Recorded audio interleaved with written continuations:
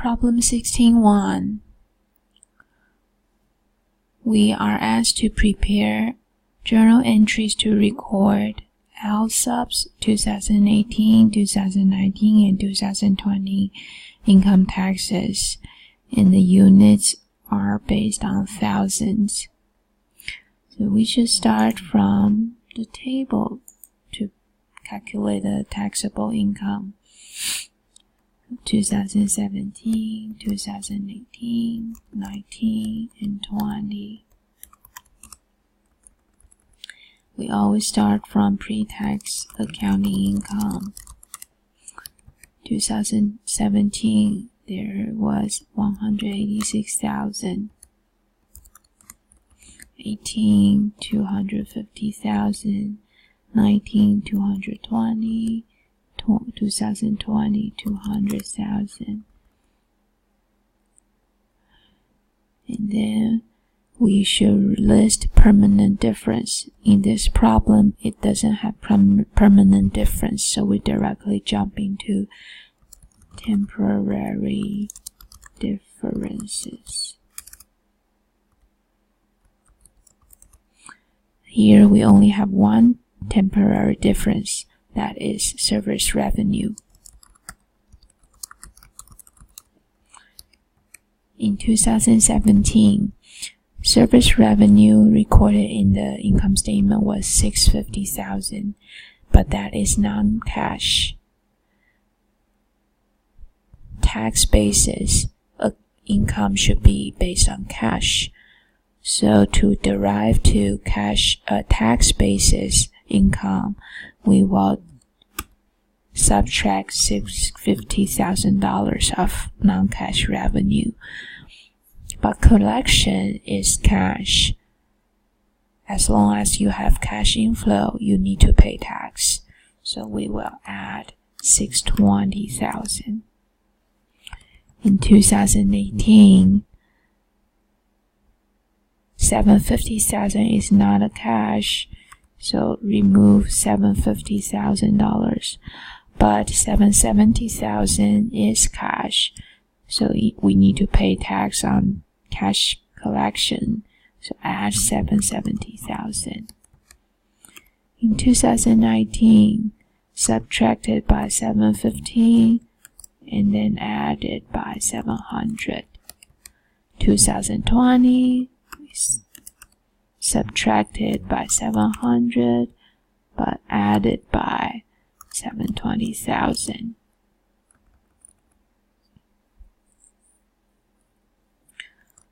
So now we can derive taxable income.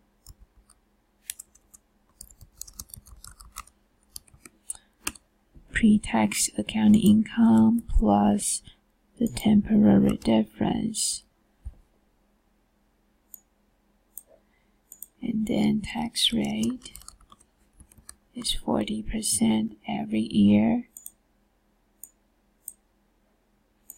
So income tax payable will be taxable income multiplied by tax rate. Okay, so we have the first component in the journal entries. However, we still need a second component, which is deferred taxes. Deferred taxes is calculated by future taxable amounts.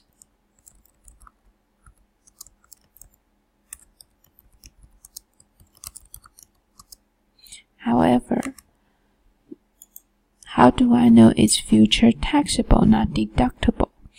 Because the originating event in the first year, 2017, the amount was negative. So originating event was a negative. That means in the future, it will reverse. It will be positive. When positive means future taxable.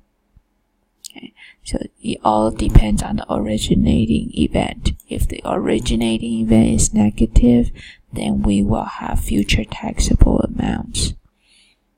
If the originating event is positive, then we will have future deductible amounts. Okay. So future taxable amounts, future of 2017.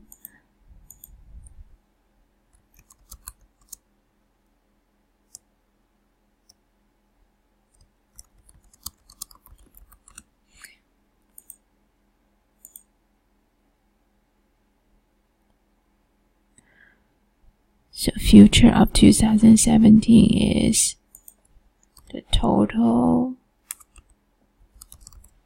of 2018, 2019, and 2020. Tax rate is still 40%. Therefore, when we multiply future taxable amounts with tax rate, that is called deferred tax liability. We can continue to calculate future tax amounts for 2018. So after 2018, these two numbers are future.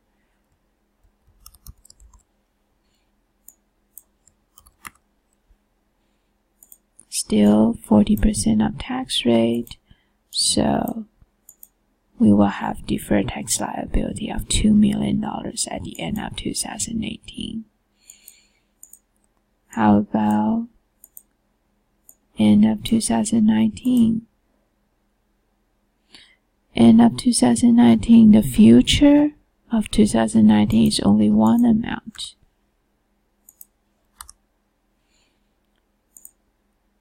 %40 of tax rate will give us $8 million of deferred tax liability.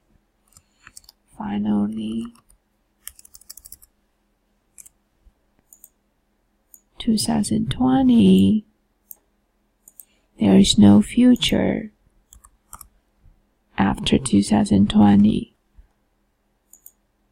40% of the 0 is still 0. So these are all the ending balances of deferred tax liability. Journal entry record a change during the year. So let's use T accounts to find out the change of deferred tax liability. Deferred tax liability, T account.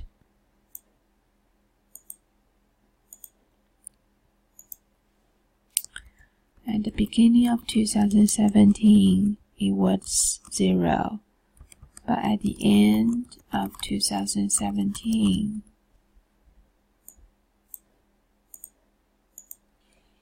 we had a balance of $10 million.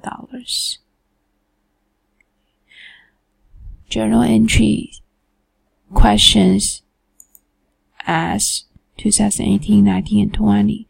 So I will not worry about the change during 2017. I will worry about change during 2018. So beginning balance of 2018 for deferred tax liability will be the ending balance of 2017. And December 31st, 2018, the deferred tax liability has a balance of 2. So from 10 to 2, there is a decrease.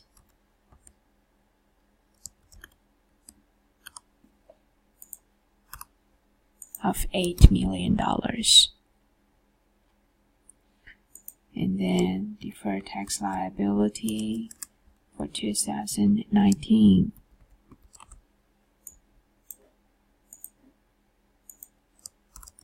Beginning of 2019, the balance is end of 2018.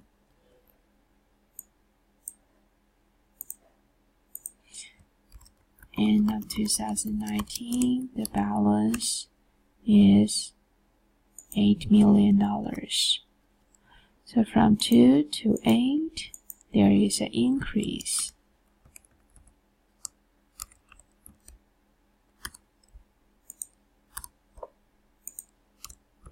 Of $6 million.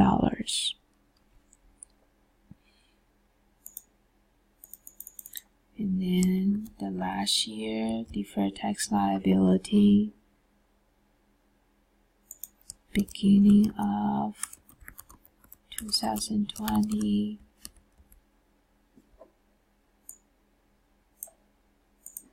the balance is the same as end of 2019. And the ending balance of 2020 is this 0. So from 8 to 0, there is a decrease of $8 million.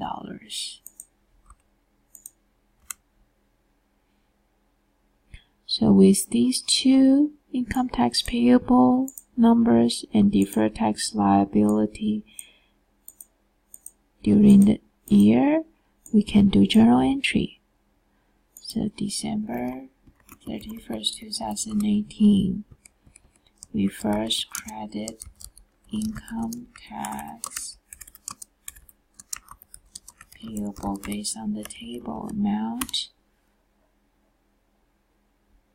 2018 income tax payable 108, and then 2018 we have a debit deferred tax liability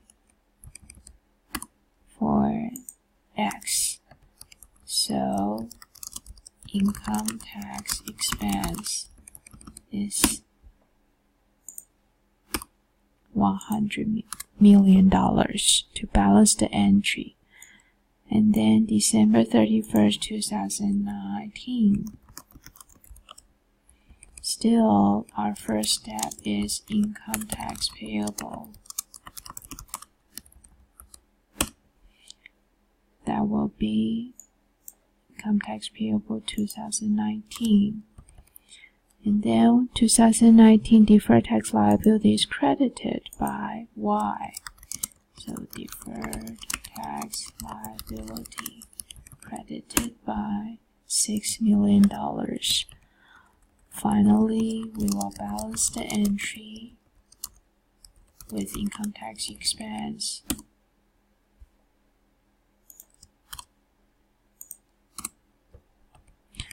In 2020,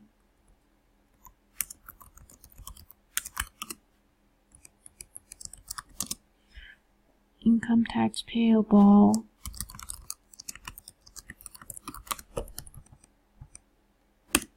is